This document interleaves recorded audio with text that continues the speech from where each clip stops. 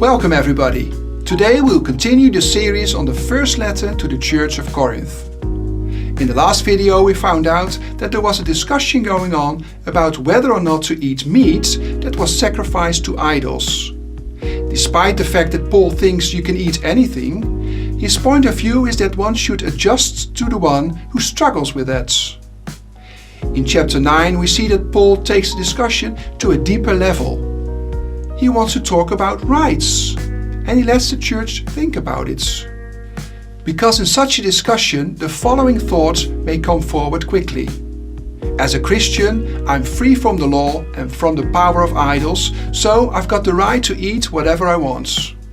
Well, Paul will agree with you on that in this chapter, and still he challenges the church to look beyond its rights. He does this by listing his rights.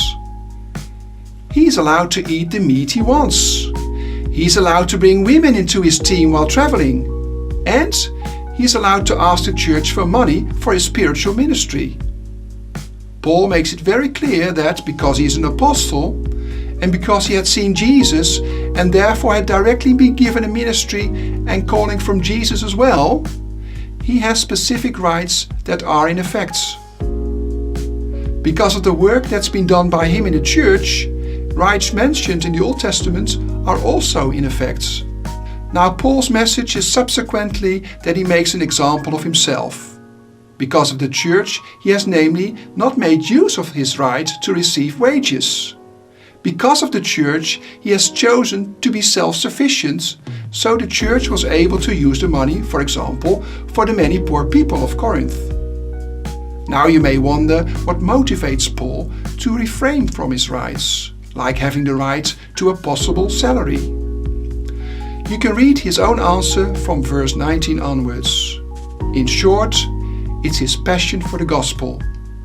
He's prepared to become a slave, to be weak, and to endure anything in order to be able to save people from their destruction. Furthermore, he compares himself with a boxer who takes punches and tolerates pain in order to win the prize.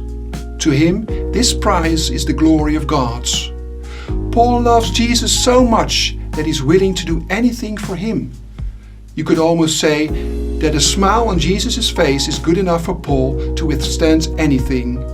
In those days, receiving a crown that withers is the equivalent of a gold medal on the Olympics today. To Paul, receiving a crown in heaven is the highest achievable.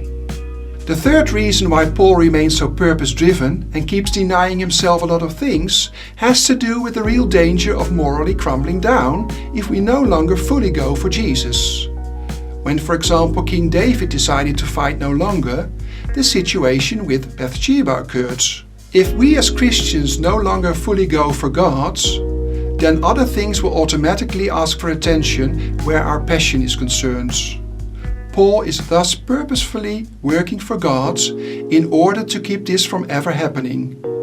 He doesn't want to fall into behavior that could eventually lead to being disqualified himself.